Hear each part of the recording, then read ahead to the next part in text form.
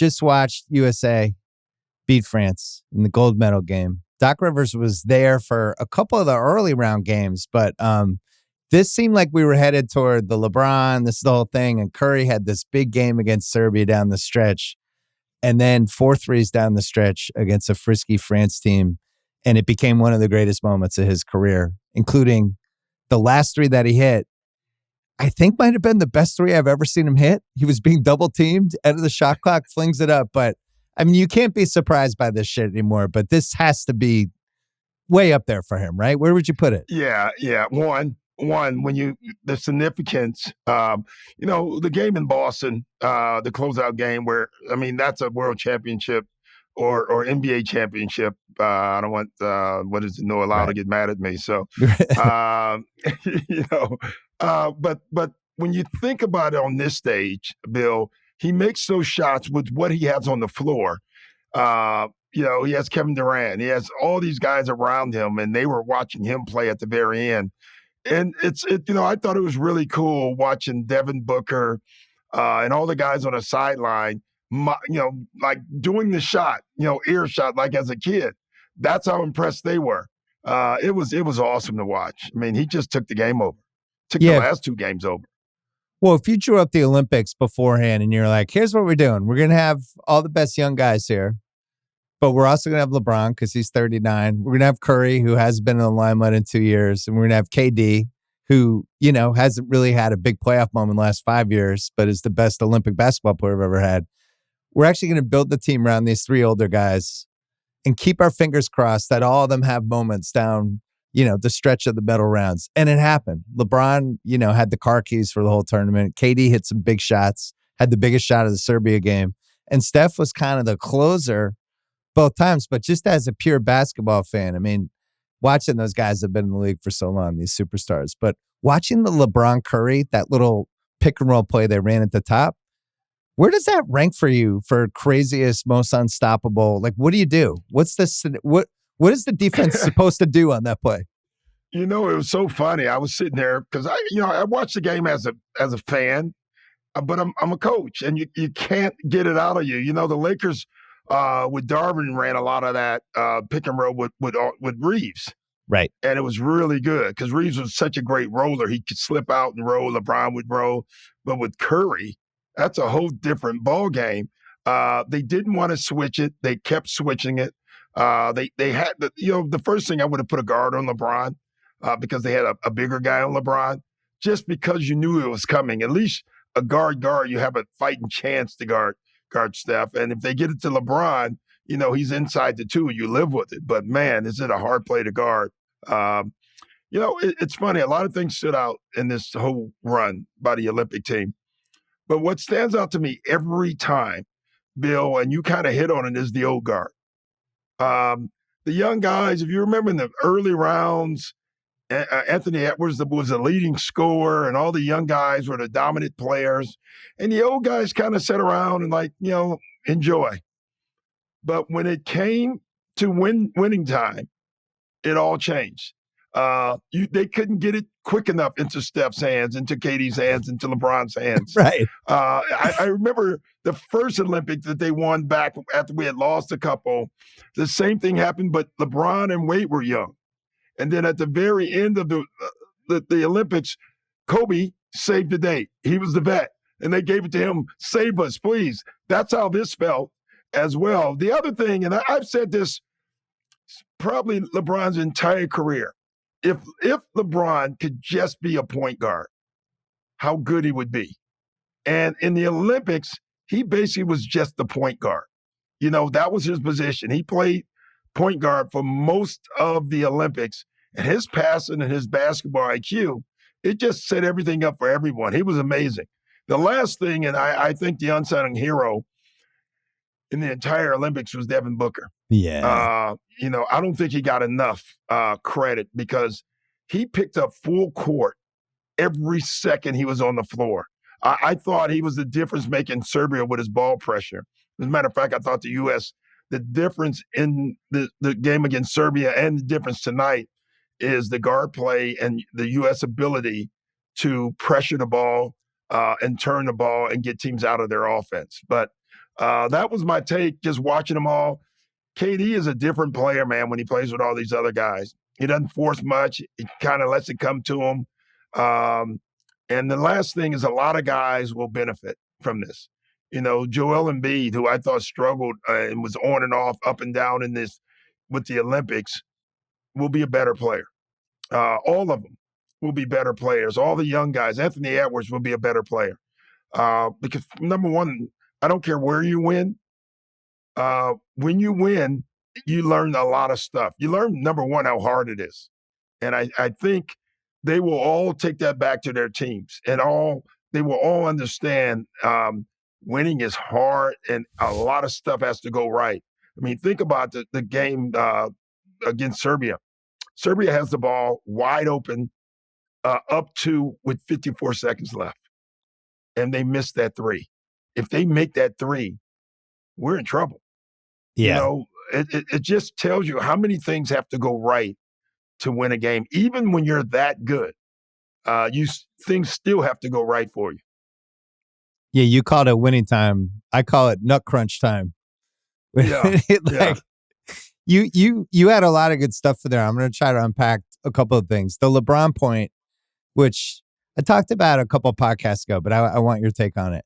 When he's coming in the league and then the 2000s, and it's like, here's a guy, there's some magic in here, there's some Dr. J, and there's some Jordan. It's like, and he's kind of a hybrid of all these guys, but there's a lot of magic in here.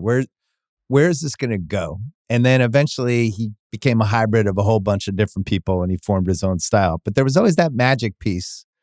They were like, hey, that would have been really interesting just if you just reset his career and watched him just go the magic way. The way he played, or at least tried to play especially in the middle rounds, was like kind of early mid 80s Magic before Kareem got older. Magic had to be the go-to guy. You know what I mean? He was facilitators, trying to push the ball, trying to constantly attack, but was okay not having the scoring burden. And it's just an interesting what if, because this is also the guy who leads the league in the history for points. Yeah. And it's like, hey, here's this other thing he could have done. Like, it actually made me more amazed by the career he's had, Yeah, he's had the greatest career. I say it all the time. Yeah. Obviously, I feel Michael's the greatest player, but that doesn't matter. It's not taking anything away from LeBron. But I don't think anyone's going to have a career maybe in our lifetime like LeBron. I don't see it coming. Now, guys are playing longer, but can they stay healthy? That's been LeBron's thing. Not only has he been healthy, he's been healthy and he has not lost a step. He's not lost anything. Right. Only thing he loses is energy in games. You can see there's times you saw it today. Tired. Yeah, he had like 4 turnovers in the second half. Yeah. I thought he kind of shot his wad in the first half. Yeah, but that's called being 40 playing NBA basketball. Right. No one else has done it. Yeah.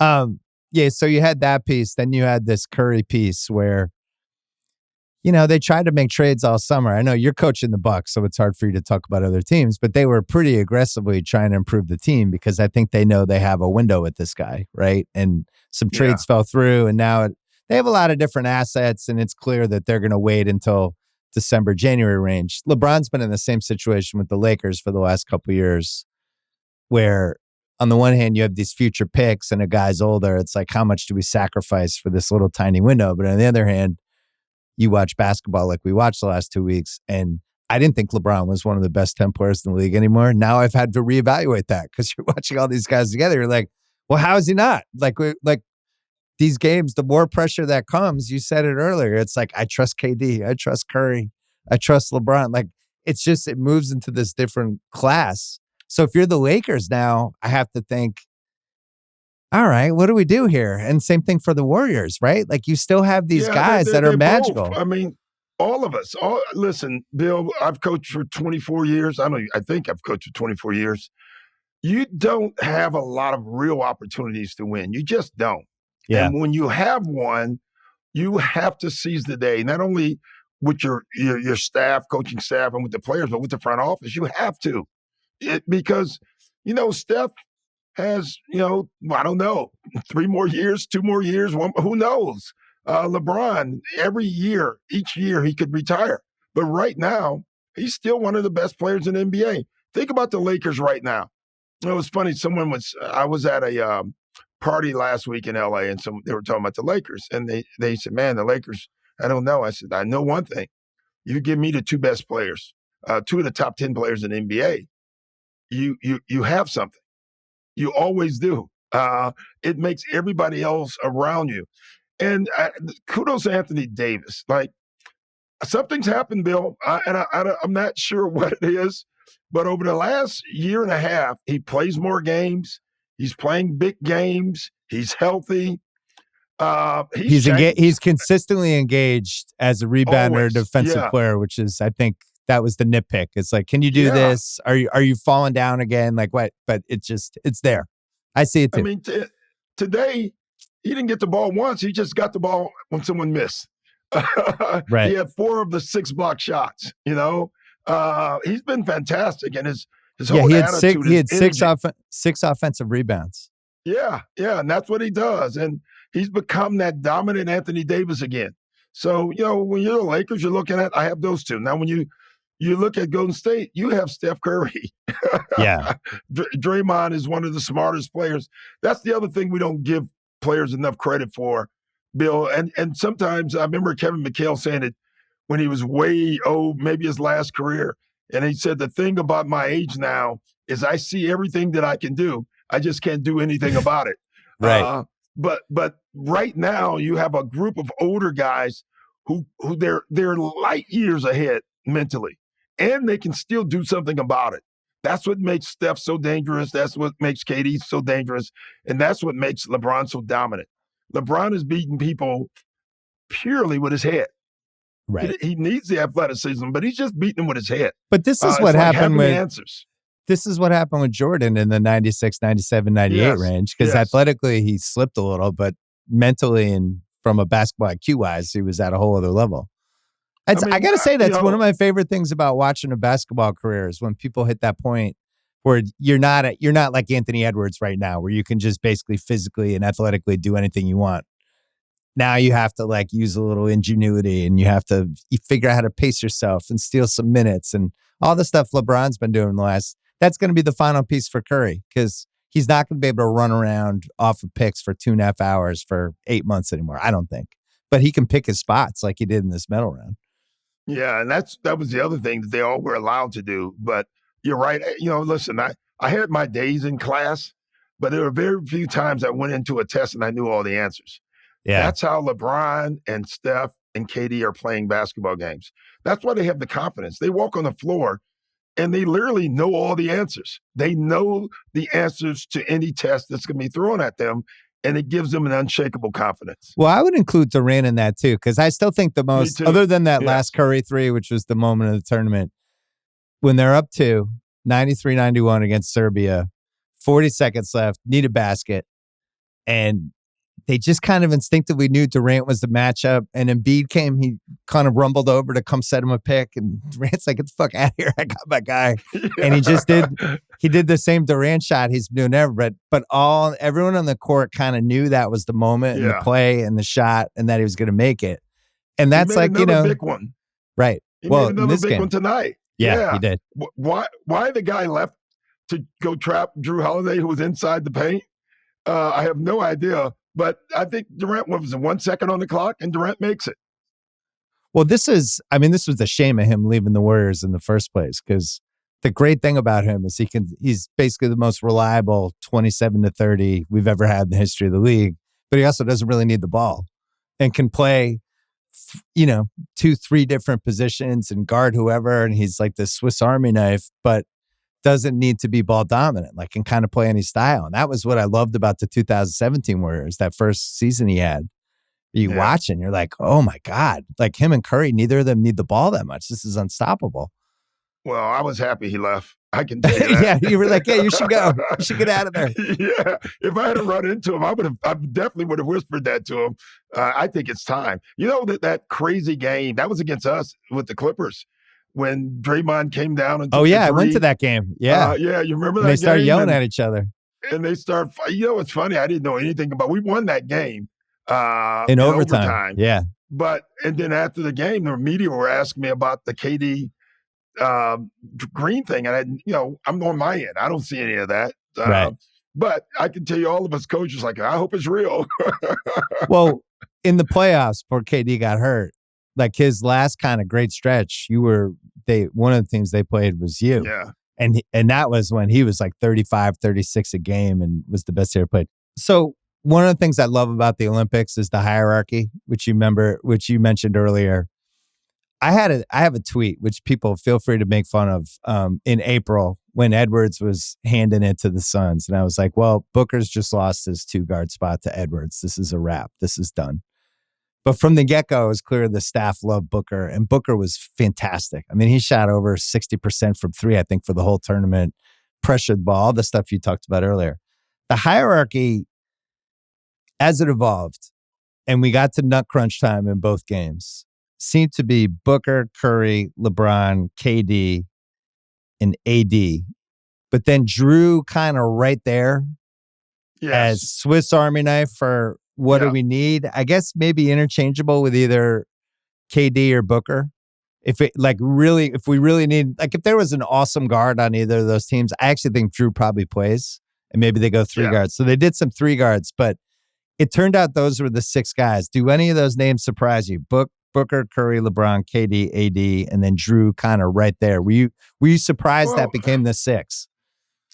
A little bit. I think that was, if you look at the team, that it makes sense that would be the 6. You could have made a case that you thought Joel would be one of the 6. And you can make a case that either Anthony Edwards or Tatum possibly would be one of the 6. But when you look at how they played, you can understand that, that was the clear 6. You can tell exactly. I always love these like all-star game format, all these players, but then when it gets serious, the coach will tell you exactly what he thinks, right, and who he thinks he can win with. And Steve Kerr, it's all these other games he was mixing and matching, but those medal games, you knew exactly who he trusted the most, and he did not waver from it. Yeah, like LeBron played 32, but I think he was over 30 minutes in both games. Yeah. Usually. And I was talking about this before the tournament started. Like because the real question with this team was who's going to lose minutes. Like, this is probably the most talented 1 through 12 team they've had. Even if you go back to '92, you had Leitner, who you knew wasn't going to play. Bird had the back brace. Stockton was hurt during the tournament, so that the decisions were a little easier. This was tougher. So they push out Halliburton early. Derek White's playing so well. Steve Kerr can't even keep him off the floor, and Tatum can't make a shot. And then all of a sudden the hierarchy starts coming. There was still a weird 3-center thing. Like he played 3 centers in both halves of this game. He started with Embiid, played a lot of Davis, and then brought Bam in for big stretches in the second and fourth quarter. But ultimately it was AD was the center. Yeah. And that's how it worked out. I thought it was pretty smart. I mean, he wanted all 3 to play. It'd be interesting if he didn't care about egos or didn't have to worry about that, who he would have played. That would have been an interesting exercise. They played Joel tonight and the last game. First, 6 minutes of the first quarter, first 6 minutes of the third quarter, and then that was it. Bam was good, though, in his minutes. Like, he knows his role. But Bam's always been, like, he's always played a star that plays in his role. He kind of got that. That's why it was so easy for Drew as well. Like, he's a role player, but he's a star at it. So I thought it was easy. I thought the guys, again, who impressed me, I thought Steph struggled with it for a while because he wasn't getting a lot of rhythmic shots. Yeah. And then by the medal rounds, he kind of figured it out. And I thought KD, it's a perfect role for him. But I thought the bigs overall, like Joel, that was tough. Like he's used to being the focal point, them going to him. And, he got loose a little bit in the Serbia game. Other than that, he was out of rhythm a lot because he's not used to just being a rebounder and a pick setter. Right. The Durant shot you were talking about. The funniest thing is you can hear someone from their bench yelling because Joel was trying to set a pick and they're yelling, "Get out of the way!" Right. Go. And I was sitting there laughing. I said, I don't think Joel Embiid has ever heard that in his life. Somebody telling him to get out of the way. But they all handled it. I mean, Joel handled it. I think they all handled it very well. He really struggled in the first quarter when they played him. And He had some really valuable minutes in the Serbia game, especially in the fourth quarter. He Yeah. scored 3 straight hoops. I went back and watched it after we did the podcast right after the game, and the problem with him is the defensive rebounds that he's just, you give up offensive rebounds when he's out there. He's late to come out on shooters, and I think there's some stuff that, you kind of throw him out there and see what he has. And if he doesn't totally have it, now you're moving to Davis and bam. It's nice to have options. In the NBA, it doesn't work like that. You're not like, I'll bring in Anthony Davis now. Yeah. Now I'll bring in Bam Adebayo.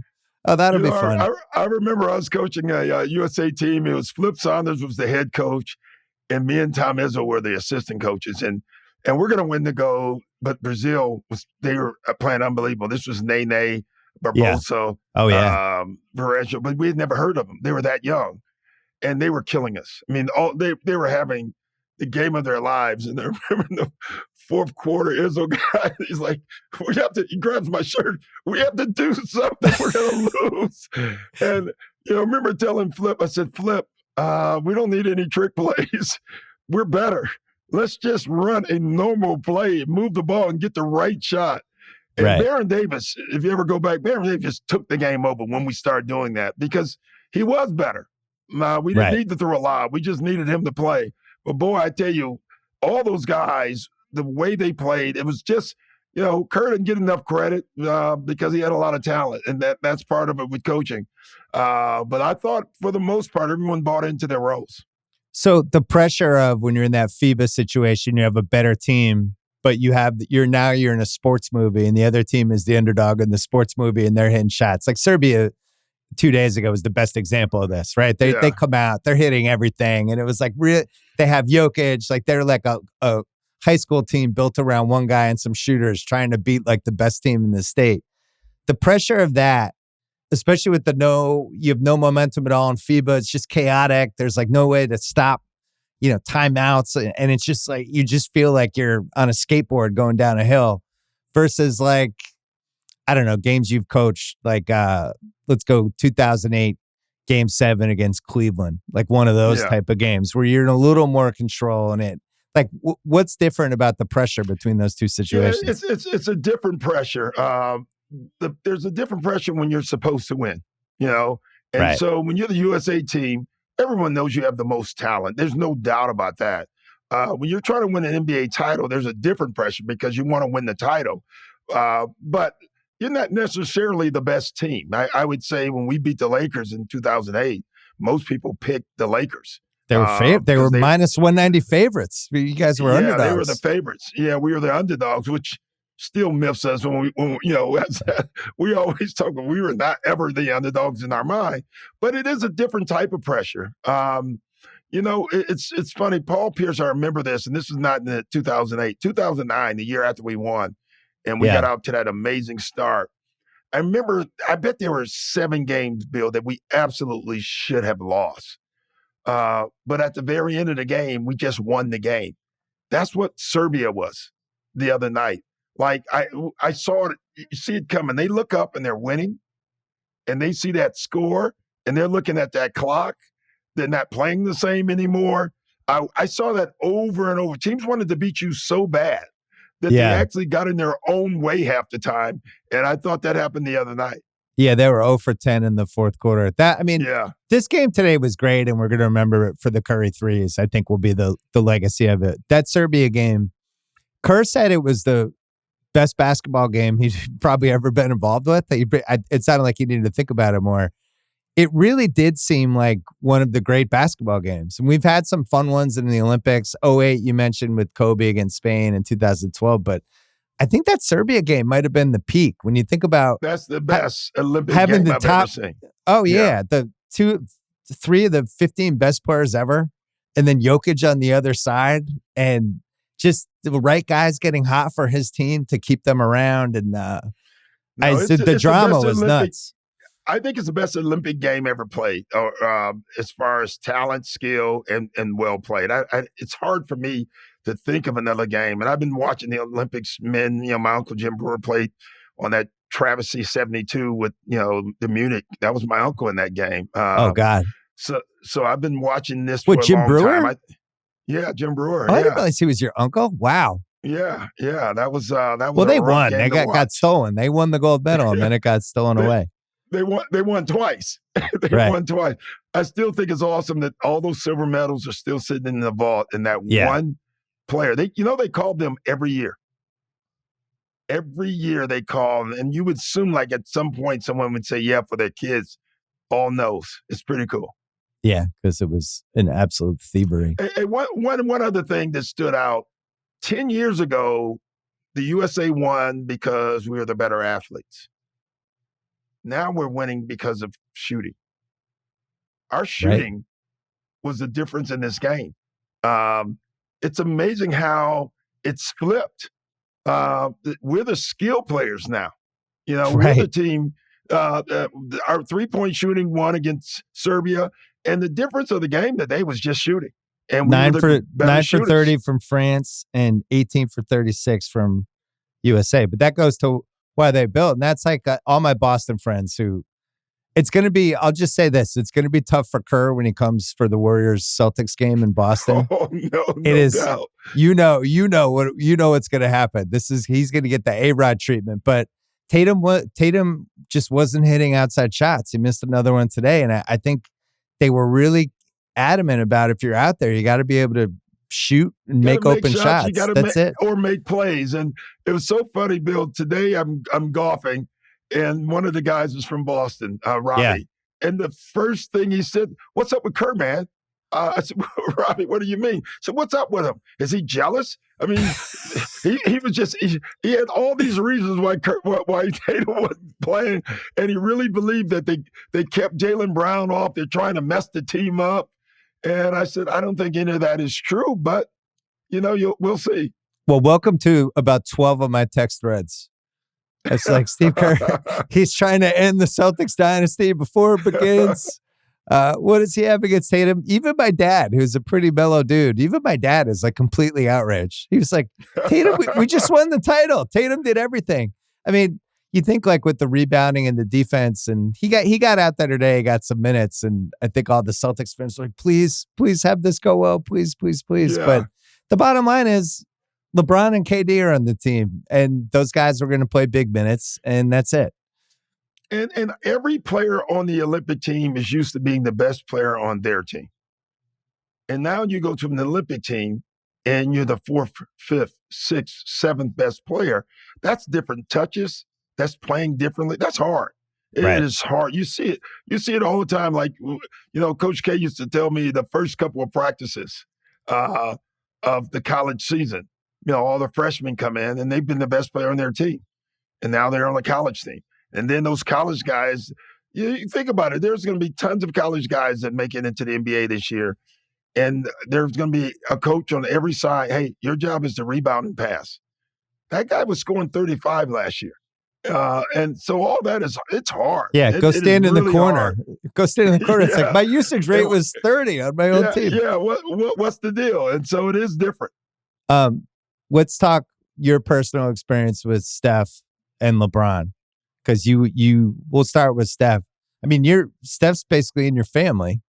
Yeah, he is. I don't know what family. I don't know what he's an in-law. I don't know what it is, but your daughter married Seth, who's Steph's brother. So somehow you're in the extended family, but you've coached against him forever, and then I'm sure you've gotten to know him. But what do we not know about Steph that you get to see when behind closed doors?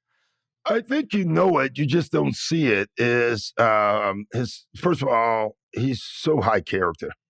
And Bill, I can't undersell how high his character is. I've seen him do things with his brothers and sisters that just no one does. The second part of him is he is competitive and deadly competitive.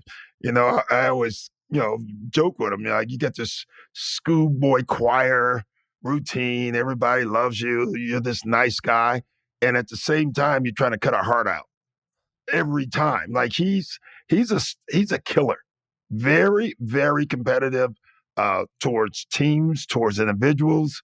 Are we talking like family monopoly? Like he's the banker and he's stealing money from the bank? Like yes, golf. It's just that's who he is. It comes out, and it comes out in a great way. And I love seeing it because you assume it because he's so good and he wins, but it's there.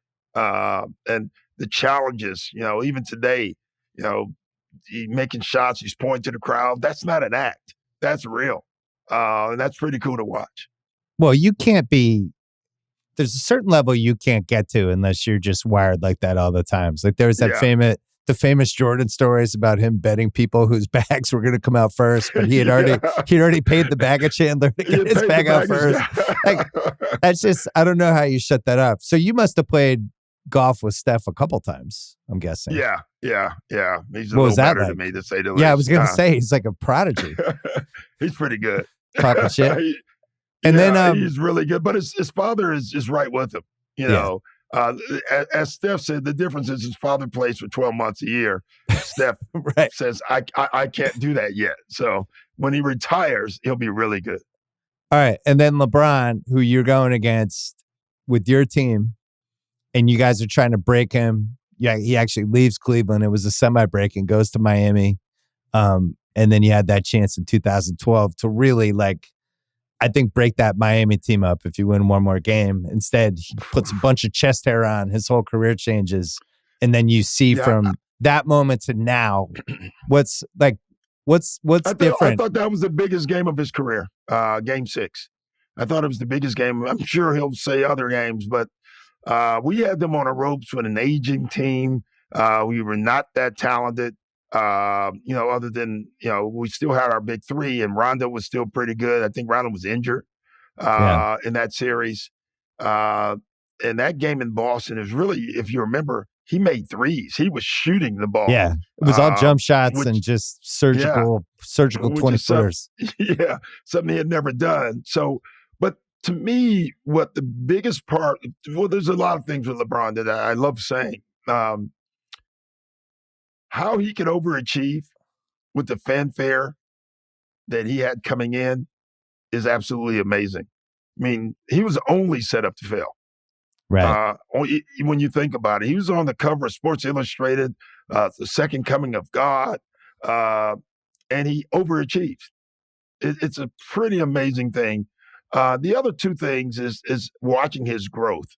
In Cleveland, he was a special player, but I didn't think he was a special student yet. As far as he added this high IQ, but he hadn't added in the film work that you need to know the other team's stuff and their calls. And then I remember the first game against Miami.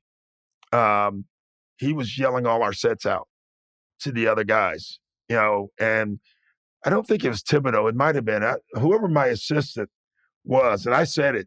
I turned around and said, "Oh boy." You were like, "Oh no. Trouble. Oh God." Yeah. Right. Because that's what KG did. Every game, Kevin, Rondo, they knew whatever. They knew if one of the guys on the other team went the wrong way, they was, no, you need to go this way. You're messing the play up. And that was LeBron. And to now, and you can ask coaches around the league, end of a game, you don't want LeBron near the play because he knows your play. Yeah, he's going to guess, right? He does the film work. He does the studying. And that was the last step for him. And watching that growth. Then the last thing, and I don't think this is talked about a lot. How many people do we know that brought his best friends with him and made careers for them? Maverick and Rich Paul, what he's done, and now they're doing it on their own. But that has never been done in sports, ever. And to me, the off-the-court stuff like that, he didn't just give his friends money. He made his friends become businessmen. And they took a lot of shit for that initially. Remember? They was like, why doesn't he have his typical? I remember in the late 2000s, people were like, what's going on with this? Yeah, I mean, Rich Paul worked in the mailroom. Yeah. With CAA, because LeBron made him start from the scratch. Yeah. And now he's, worth whatever and is about to marry Adele. Life is good. When you've got to spend 9-10 months with Giannis at this point? Yeah. What reminds you about him of what you saw with LeBron because Giannis is at this point now. He's at the apex of where his career is going to be, right? He's 31 and 11 every night, but physically he's the best and the most athletic he's probably ever going to be. But now the mental piece has to be the next step, right? Yeah, the mental piece is growing, and then the skill piece still. Like when you think about where he can still go, improve his shot from the elbow, improve his free throws, improve like seeing everything. That's what to me this year watching him play, where I thought his growth was just how he can process where everybody's coming from. Early in his career, you thought you could trap him more, force turnovers. He would still put his head down and just try to will himself. And this year, you can see the game really slowing down for him and doing some really good stuff. So that's where his growth still. I mean, the other thing you love about him, no one's going to outwork him. His conditioning level, Bill, is scary good to slow him down good, especially in the summer times. I was happy they made it to the Olympics, but then I was like, okay, now let's go home so we can get back to work. Well, I texted you because you win. I thought, what did you go so you could have like a heart attack every time he drove into three guys? You must have been like watching your kids play in the playground or something. Oh my gosh, there was one fall in the first game, and he went down hard, and me and John Horst, we were sitting there with like. This cannot happen. No. He pops up, but after that fall, Bill, I swear I was thinking, come on, 2 more losses. Right. And we can get rooting against Greece. Yeah, we can get out of here. Because you wanted him to do well, but you just wanted him to stay healthy. Think about the last 2 years, he has not played in the playoffs. And that's really important for him. Well, and that's what you talked about earlier with LeBron. He's the durability. It's him and Kareem. I mean, Kareem's worst injury was when he punched Kent Benson, right? Yeah, he broke his hand. That was a right. self-inflicted worst injury ever. But LeBron, same thing. Like some guys are just built to do this, and they put the time in off the court, and that's it. That was the other thing. He's like Tiger Woodish. How Tiger changed golf with working out, and LeBron has changed basketball. People are doing the work more because of his conditioning level. But there was a game. I want to say it was us against him, and he sprained his ankle. Like his ankle hit the floor, it turned over, and it was right in front of me. And I'm thinking, he's hurt. He walks over, ties his shoes, and I think 2 plays later, he gets an alley-oop dunk. And I'm like, this guy is different because that should have hurt. So he might be the true alien. It might not be Wembanyama. It might actually be LeBron. Yeah, exactly. We didn't talk about Wembanyama because we didn't really talk about France at all. Who didn't have a point guard? Yabusele. Wasn't he a Celtic? Danny Ainge draft pick, number 16, 2016. Danny gets another win. But he was good. But I thought Wemby, that was unbelievable. Like at least he missed a couple threes, whatever, but he also made a couple. But there was a fearlessness to him. And when you're going against a team like that, and he just kept coming and coming and coming, I was so impressed. I loved it. You know what I was impressed with after the game? He was crying. What that told me, Bill, in his mind, he thought they were going to win. No one watching that game thought France was going to win, but their player did. And it just shows to me, like, he's competitive, and you can feel that. He wanted to win that game, and he believed they could win that game. I tell you, for him to have that this young, this league better watch out. He is coming, Bill, and he's coming fast. Yeah, but how fast? How fast do we think? Is he a second team All NBA guy? Like, what is his ceiling just for next season? I think he probably is, right? Listen, numbers wise, you could have made a strong case for him to be on the All NBA team this year. Yeah, the team was so bad. It's hard. I have a vote. If somebody's on a really bad team, they're a cross off for me. Yeah, for me, the All-Star voting is like that. Very difficult. Yeah. If your team is 10 games under 500, it's how can you be an All-Star? But then you think sometimes his team is terrible. It's not his fault. So but then there's other times. But there's other times somebody's putting up numbers because they're on a terrible team, and somebody's got to put up numbers. We've Yeah, seen, I don't that's want a to lot name of times. guys, but we know there's been some Yeah, dudes over the years. It's like that guy's yeah, averaging 30, but yeah, his team's 25 and 57. exactly. And That's sometimes they're averaging 30, and that's why his team is 25 and 37. right. So, when you're looking, you look at all that stuff. How do you, when you're watching these FIBA games and there's guys doing well, like the guys on France, like Lesor and Cordnier and especially Yabusele, but it's a different kind of style. And some guys just make more sense in FIBA. But I said this 2 days ago on the pod, so I'm not, this is recency bias because Yabusele was great today. Like, I genuinely feel like he's an NBA rotation guy. And he's in shape now. He can hit threes. He was guarding LeBron. Did you see that part? I was so impressed with him. I thought defensively he could switch on anyone, right? And guard him, kept him in front. He's a big body.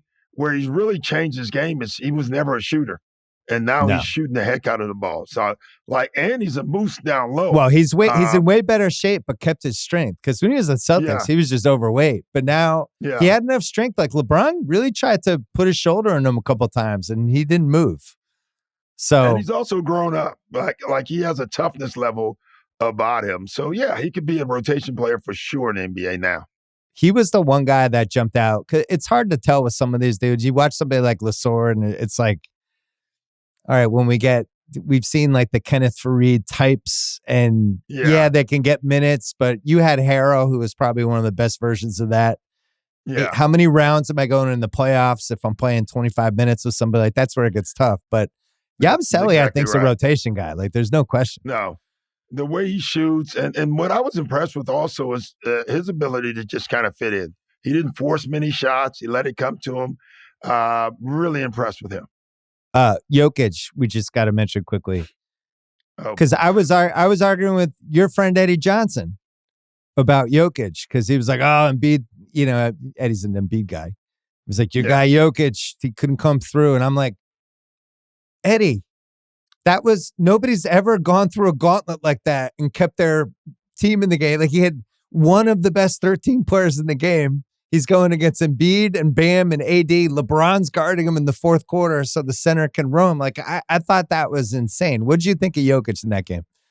I thought he was amazing. The first half, he controlled the whole game. Yeah, and they're double teaming him. Yeah, double teaming him. LeBron doubled once, which was not a very smart double team from the baseline late in the game. He makes you pay. He's like Barry Bonds. If you throw the wrong ball, he's hitting it out of the ballpark. That's before and after steroids with Barry Bonds. That's how he's always been. And LeBron, if you ever watch it again, he tried to sneak behind him to trap, but he left the guy under the basket. Yeah. He got to have Bam. It was just his brain and his way of play it's so dominant. He literally put that team on his back, got them shots, and they almost beat an amazing USA team. Yeah, that game by itself. He's so good.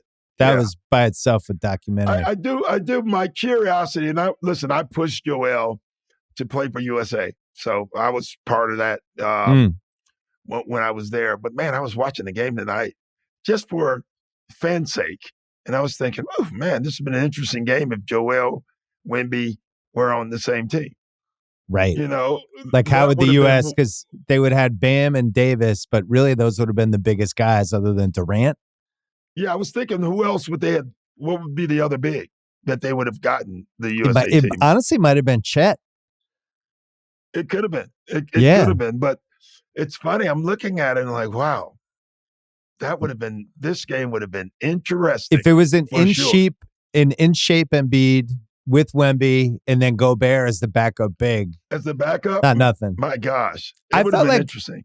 France, to me, felt like they were we said it earlier, just that one kind of crafty guard short, even though they got a pretty good game from DeColo. I got to ask about your Bucks really fast. You weren't on the Christmas schedule.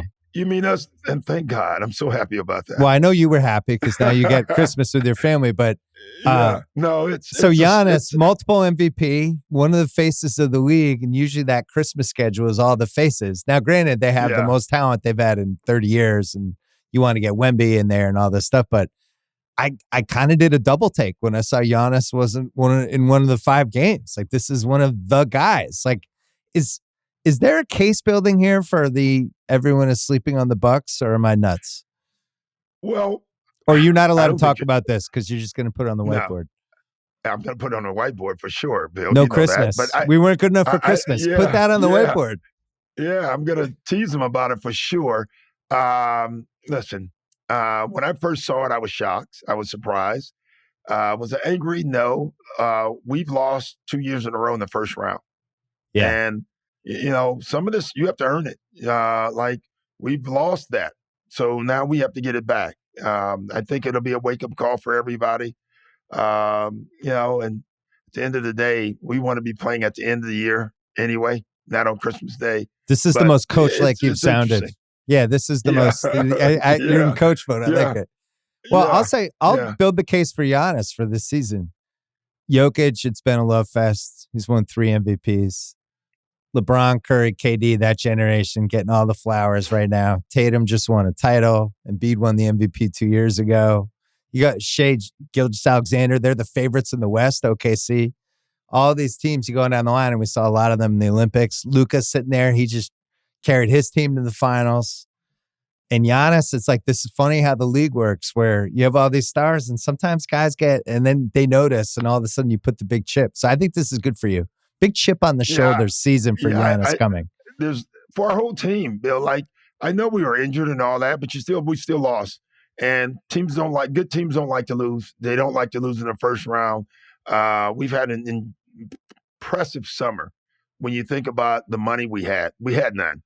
We had minimum contracts, and to get the 3 Wright and Prince and Trent. The Trent thing as a Celtic fan made me mad. I was like, come on. Yeah, because all 3 of those guys you got can play in the game we just watched. They could play minutes in that because they wouldn't be scared. You got 3 of them.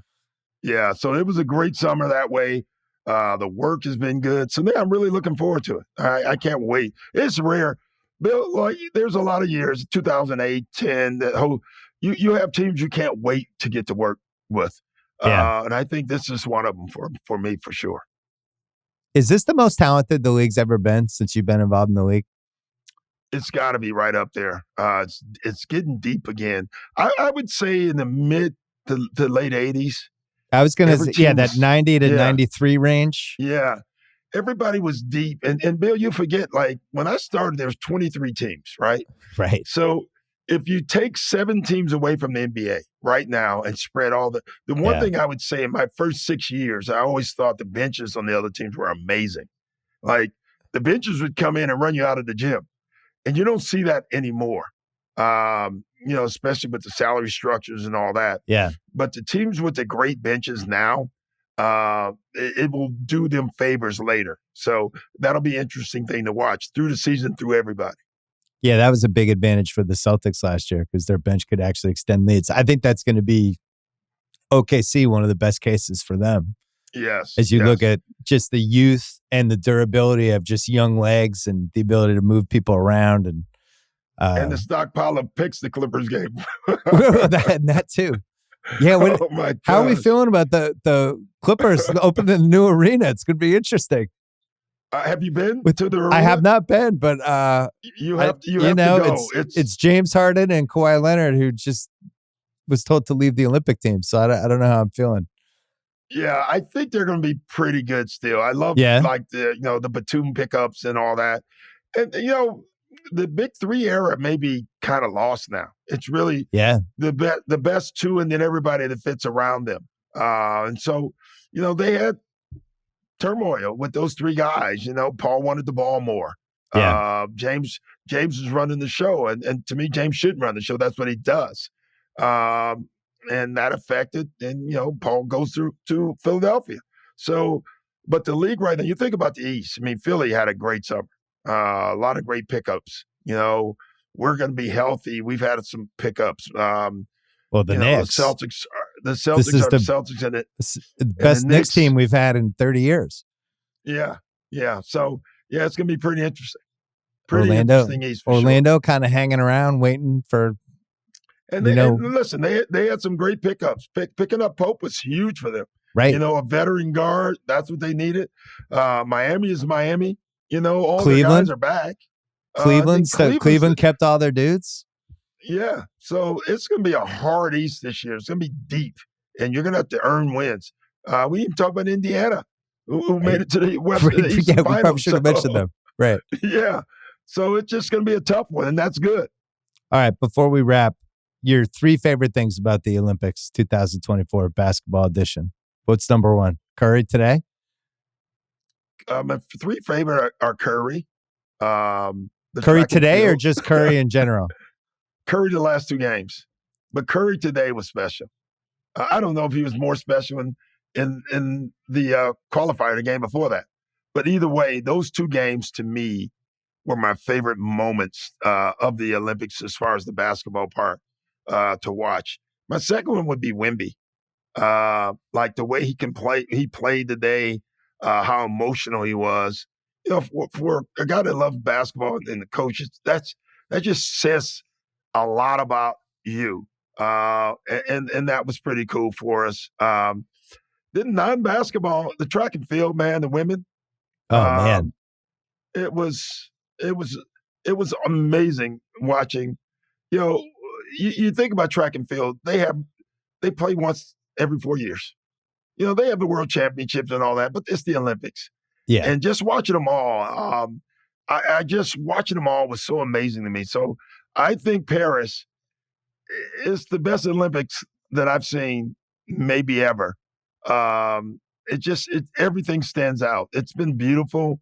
I was there, unfortunately, the first night of the opening ceremonies. And whoever thought of that, it was a great idea. But being there, it actually was not. You didn't see anything. You saw the boats go by. On TV, I'm sure it looked great.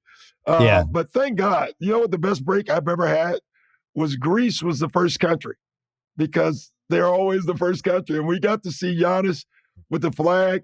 He went by, and we were in the big USA box with Grant Hill and everybody. And when Giannis went by, I looked at Grant and everybody and said, guys, the USA is not going to be here for another 2 hours and 45 minutes. I'm out. It's pouring rain. I'm out. So I watched that part on TV. I thought the Olympics was incredible. I wasn't prepared for how much I was going to watch, how into it I was. And the hoops was like the cherry on the sundae, because that's by far the best hoops tournament they've had. You think back to the Oscar Schmidt era and how, you know, every team had like one decent. Now it's like these teams are actually good. But I thought the ability to go back if you miss something and to go on Peacock and just be like, oh, I'm going to watch that 100-yard dash. I missed it. And you just queue it up. That was amazing. Bill, I've been the number 1 hater of Peacock until the Olympics. Right. Like, everyone's back. Or any of these auxiliary channels, I hate them. But Peacock was amazing. Like, they did their job. It was so great. Even you can watch, you have the list, like you can watch this, or this, or you can go back and watch games, which most of the games I watched was me going back to watch. Right. So that's what we had in the West Coast. Like some of the games were coming on at 5 a.m. So, but you could just set it up and on cue. It's fine. It felt like the Olympics 12 years ago, 8 years ago was heading toward this place where it was going to become a relic. It was like, oh man, because I remember watching everything in 1976 and 84. And then it was like, oh, remember that? And it was just that era was going to end. And instead it came back, which I love. You know, Japan should get another Olympics, because I think that would have been amazing, but no one was there. Yeah. And so they should get another shot at it. But LA is going to be out of control. And the hoops, that'll be the hardest ticket of all of them. All right, Doc Rivers, enjoy the summer. Are you beating Larry in golf or no? What are the standings? Yeah, that's always. That's always. Yeah. Larry is he is my bank for the summer for sure. I thought if he was retired, I thought that was going to help his golf game, but apparently not. No, more golf does not help Larry. All right, thanks for jumping on. Good to see you. All right, take care.